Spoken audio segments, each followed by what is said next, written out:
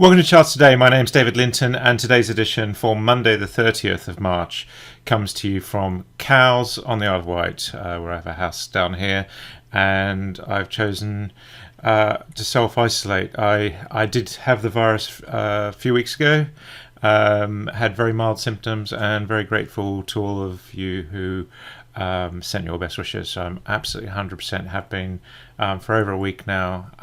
So back to business as usual for me, but of course not for the markets. And perhaps before we look at the markets, one thing I have been doing in Updata is charting the coronavirus stats each day. And so this was yesterday, Sunday. We see Italy here at 10,000. This just gives us this is the number of deaths. So it's pretty morbid to look at these charts, but it just does give us a feeling as to when we might see a little bit of a tailing. So waiting really for Italy to flatten. Spain just showing a little bit of a slowdown yesterday, and we see here that the UK in red, France in light blue, and the US in dark blue. So UK, US and France all sort of tracking similarly at the moment, as is the Netherlands and Germany running behind. So these charts have all been rebased to day one so that we can get a feel for what might happen for the countries that are running behind. And here we've just zoomed in a little bit more so we can actually see this. But it's the one way of just getting a feel for whether things are getting better or worse in each country. As I say, pretty morbid reading. Of course, this is having a dramatic effect on the markets. We're seeing here the seesaws in the dollar chart, for example, that we just haven't seen in ages. We are still long-term bullish on this chart. We've got some very big upside targets. We did see the dollar fall back heavily last week, having really rocketed the week before. So a real seesaw here does make reading the charts quite difficult. Short-term, we're bearish on the dollar this week as coronavirus starts to hit the US, so we are just seeing that being a factor. That means Eurodollar is actually still bearish long term but bullish short term, and we do have some targets in both directions, so it's very hard to call which way it will go, but for the moment the euro has the upper hand against the dollar. And looking at dollar against the yen, we see also that the yen rate is also we're seeing here dollar weakness as well. Sterling is sitting, having bounced last week against that weaker dollar, is still bearish on the medium and long-term charts, short-term bullish against that weaker dollar. And if we look at sterling against the euro, this is showing us that sterling has fallen right back, having really nudged the 120, making a little bit of a double top there on the long-term chart. Medium term we're bearish, but short term we did see a bit of a resurgence in sterling last week. We still have an upside target, some 4% higher on sterling, but we've got this massive downside target as well to contend with. If we look at sterling against the Swiss franc, of course the Swiss franc being the safe haven, we do see that again sterling was looking strong in the week, but very bearish against that Swiss franc. Looking at Bitcoin, Bitcoin has really tumbled in the last couple of weeks, and we're still bearish below the cloud on the medium, long, and short-term charts. Remembering that the weekly chart, 1% point figure, the daily chart, my 0.5% point figure, and my 60-minute chart, and the 0.1% point figure. That's my long term, my medium term, and my short term position. So really key there. And of course you can do this on any version of Updata if you want to download a trial and follow me. So looking at the S&P 500 index, we didn't quite manage to break to bullish last week. We ended down 3.4% on Friday, but still a very strong week last week on that weekly candle. Really like a bullish engulfing candle. So we may well just see a little bit of recovery at this point, but the key thing is will we go lower still? And of course there's a lot of fear in the market still. We look at the NatGas, we're bearish below the cloud here as well. And if we look at the Dow was down 4% on Friday. So again, that was a big fall for the Dow, but we are still just holding on here. So it'll be interesting to see how we trade this week.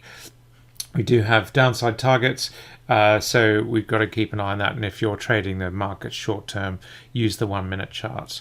Of course, the Russell 2000 index has been bearish as well, and we've seen here the fact that the Russell failed to make new highs last year has always put the Russell a lot more bearish, and we've fallen from some 1700 level down to 1,000, so really quite key there.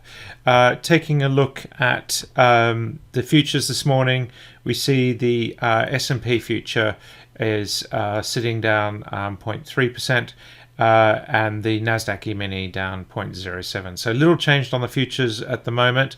Looking to European markets, we are seeing more of a sell-off. The FTSE 100 index down 1.7%, so still looking pretty bearish there. And mid-caps in the UK still being very hard hit, down 3.5% this morning. We did have a little bit of a bounce last week, but we're not seeing that bearish, that bullish engulfing candle there, so it is implying that mid caps will suffer a further sell-off. And looking at the DAX, we're seeing also we're weaker there as well, down 0.6%. The CAC Quarante down 1.8% this morning, and Asian markets all falling lower as well. India had a terrible week last week. If we just look at the Indian market, and we're down a further 3.5% this morning, so we really have sunk incredibly lower there as well. The Aussie market, a bright spot, up this morning, quite sharply up actually, so we did see a little bit of bounce there. It missed some of the bounce at the end of last week, closing earlier than most markets. Brent crude is really falling down this morning, down a further 9%, and in fact, and WTI is down 5%. And the charts that I keep an eye on for energy clients on another one of my screens here, we're seeing Brent crude breaking lower, downside target further lower at 3.5%. We have got this target 21.90, seems to be a level that we're seeing on Brent crude quite a bit, and here we're seeing WTI just on the edge of breaking below that $20 mark this morning. The fact that Brent has broken lower suggests we probably will on WTI as well. Taking a look at the US NatGas chart, we're down here this morning as well. And if we look at gold is actually up 0.3%. Surprisingly, gold hasn't performed as well as we would have hoped. So that is a little bit of a concern. And if we look at silver, also just struggling there. Gold and silver really to sort of breaking higher, having traded sideways.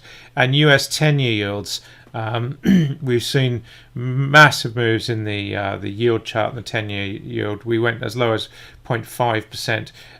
We are actually sitting at around 0.63% at the moment, but the floor that we've seen on yields, hopefully that is the floor. Taking a look at just some of the bellwethers in the US, just looking at the stocks, we've got Apple. Apple's actually fallen back quite significantly, but still long-term bullish, unlike many charts in the market. We are seeing here, we still do have big downside targets potentially for Apple to fall lower. And if we take a look at Amazon, it's held up pretty well as well. We're still bullish above the cloud here, although we are still seeing downside potential here as well. So a lot of the US bellwethers still being hit there. Taking a last look at just some of the energy markets I get asked about these quite a lot from our energy trading clients. Coal did bounce a bit last week, so we are just seeing a little bit of a bounce, but we are coming back here. We see that on the 60-minute chart. And emissions, we're really waiting for the break on emissions, so we're in this range at the moment around the 1780 level, 1790, and the 1460 level. So we break this range, that will govern which way we go. We've got targets in both directions on the short-term charts. And last of all, a look at German power, the main contract that we see traded in the European market, and we still are bearish here. Downside targets still to around 32 euros, so it does suggest we'll see new lows this week in German power as well. That's it for today. Until next time, happy charting. See you then.